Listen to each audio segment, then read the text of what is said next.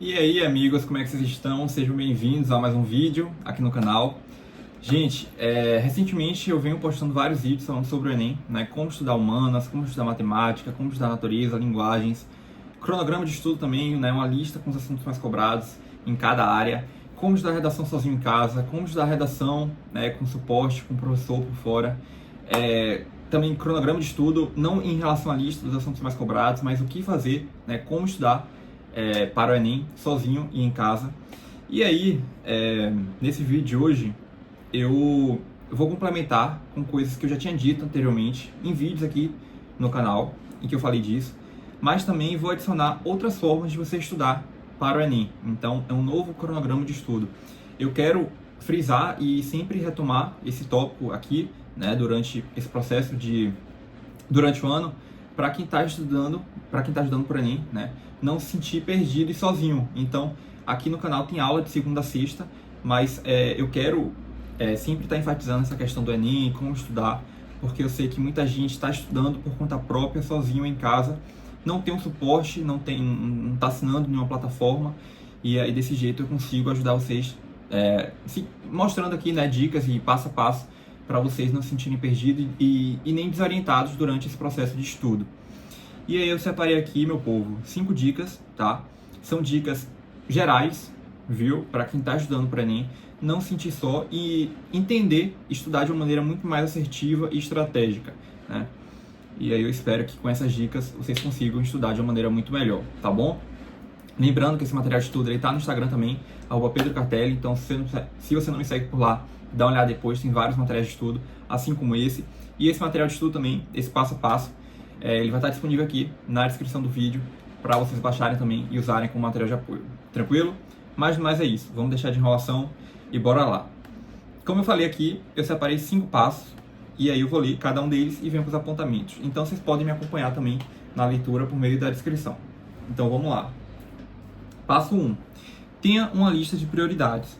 Você precisa fazer uma análise de todo o seu aprendizado até aqui, para rever quais áreas devem ser priorizadas, estudando aqueles assuntos que ainda continuam com dificuldade, para garantir mais acertos no dia do exame. Fazer essa lista de prioridades é muito importante, porque sem isso você vai ficar perdido. Você já não tem o suporte de nenhum profissional, de ninguém ali por trás, né, para falar, faça isso, estude isso, siga esse roteiro aqui. Você não tem, é você por você. Então, se você não tem um planejamento, uma lista de prioridades, o que fazer no dia, né, na segunda, na terça, na quarta, vai ficar muito difícil de você se organizar e de você você estudar mesmo de uma maneira muito melhor e inteligente. Então, o que eu recomendo? Faça essa lista de prioridades. Então, por exemplo, eu tenho dificuldade em matemática, porém, né, de modo contrário, eu já tenho facilidade em redação. O ideal, então, é que você faça o quê? Coloque esses assuntos, né, essa matéria que você tem dificuldade, que é matemática, por exemplo, nos dias da semana, nos dias onde você tem mais... que o seu horário, né, a sua grade horária é maior para você estudar e que você tem mais disposição. Então, por exemplo, eu mesmo tinha facilidade em redação. E aí o que eu fazia? Eu deixava para estudar redação no final de semana. Porque final de semana normalmente você não quer estudar, né? Você quer fazer outra coisa. E aí eu deixava para estudar redação no final de semana porque eu estudava de uma forma muito mais tranquila, porque era algo que eu gostava mais.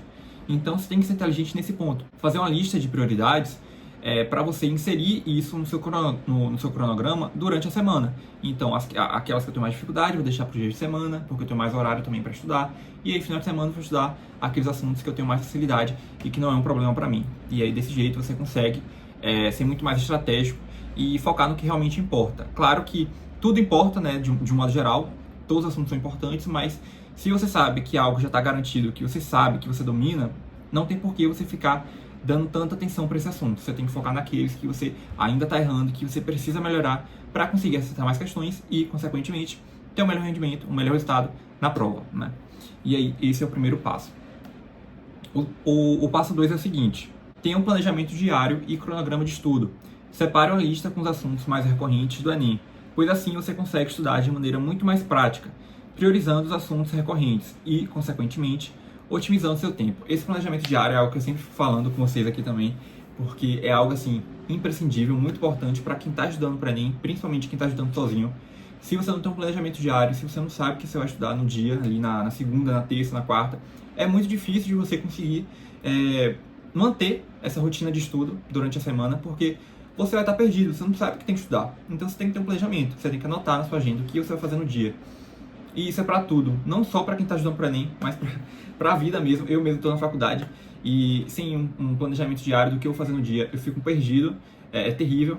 Então, eu tenho certeza que esse passo 2, né, esse planejamento diário, você criar um planejamento diário, saber o que você está estudando na segunda, na terça, na quarta, é algo muito importante que você não pode banalizar e nem deixar de lado. Então, esse é o passo 2. O passo 3 é o seguinte: tenha uma lista com os assuntos mais cobrados. Estude os assuntos que aparecem com mais frequência no Enem. Então, fazer uma lista com os assuntos mais recorrentes já é um bom passo para ter um melhor rendimento e garantir mais acertos no dia da prova, já que o estudo será feito de maneira mais estratégica e ativa. Foi o que eu falei aqui recentemente. Você tem que ter uma lista com os assuntos também mais cobrados para que você saiba o que você está estudando. Então, estou estudando aqui porcentagem de matemática. Estudei e entendi o assunto. Vou resolver as questões. Resolvi as questões, tô fera, tô ótimo aqui na parte de porcentagem. Pronto, já marco o x em porcentagem. E aí você vai para outra questão, ou para outro assunto. E aí desse jeito você vai seguindo esse cronograma. E aí você pode mesclar esse cronograma de estudo junto com o planejamento diário. Você coloca ali, semana tal, vou estudar esse assunto. Consegui estudar na semana, você já coloca ali um xizinho no cronograma, com os assuntos mais cobrados. E você está estudando de uma maneira muito melhor, direcionada, você tem um foco, você sabe exatamente o que você está fazendo ali.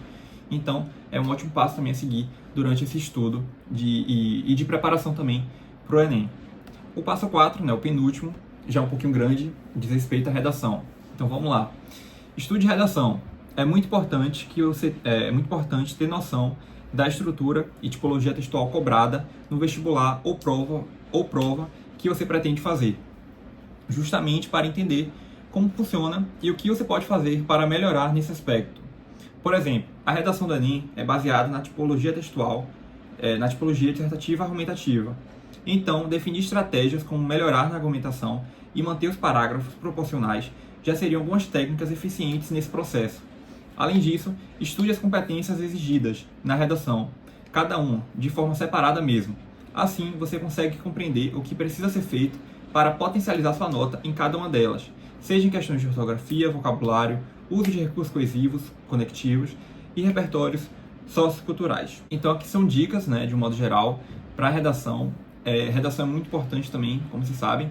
É uma área ali específica, né, onde você pode tirar 1000 e isso ajuda muito no todo, né, para a média em si. Então é algo que você também não pode banalizar e nem deixar de lado. Entender a tipologia textual cobrada, que é dissertativa e argumentativa, então você tem que dissertar e argumentar, entender ali o que funciona, né, a função de cada parágrafo, da introdução, desenvolvimento e conclusão, o uso dos repertórios, da argumentação, a proposta de intervenção, como você vai apresentar no seu texto. Então tudo isso é muito importante e você precisa estudar, você precisa manter essa rotina também de fazer pelo menos em torno de uma ou duas redações por semana, porque é algo que ajuda muito. Inclusive, aqui também no canal tem um vídeo específico que eu disse, né, que eu aprofundei isso de redação, como estudar. E se você não viu, dê uma olhada depois, que eu tenho certeza que vai ser muito útil para você enquanto está estudando. E se você tem dificuldade em redação, mais ainda. E aí, por fim, mais ou menos importante, o último passo, né, o passo 5, eu coloquei o seguinte: faça simulados. Um outro ponto essencial é ter o hábito de resolver questões, principalmente questões de provas anteriores do Enem. Com isso, você entende o formato e o modelo das questões, como o assunto de fato é cobrado, facilitando seus estudos e seu rendimento na prova. Então, fazer simulados é algo muito importante porque você entende o que você está estudando. Por exemplo, estou estudando um assunto Y ali de história, mas como aquele assunto é cobrado na prática? Você só vai entender fazendo simulados. E isso é muito bom, não só para você fixar melhor o assunto que você estudou na parte teórica, mas também para ter essa noção do tempo, para você otimizar seu tempo na hora da prova, essa pressão do tempo. Então, para você melhorar nisso, você precisa fazer simulados também. E aí fica com o último passo, né, o passo 5, para você inserir nos seus estudos para o Enem. Mais do mais é isso, 5 passos, né, 5 dicas. Então, ter uma lista de prioridades, ter um planejamento diário e um cronograma de estudo, fazer uma lista também com os assuntos mais cobrados, estudar a redação e também resolver simulados, fazer simulados. São dicas que eu incluiria nos meus estudos para o Enem 2025. De verdade, eu espero que vocês tenham entendido aí um pouco, né, de como estudar. Mas caso tenha ficado confuso, vocês não entenderam algo que eu falei aqui no vídeo, é só falar comigo nos comentários, beleza? Que eu estou respondendo vocês. Mas é isso. Desejo a todos bons estudos e eu vejo vocês agora no próximo vídeo. Beijo!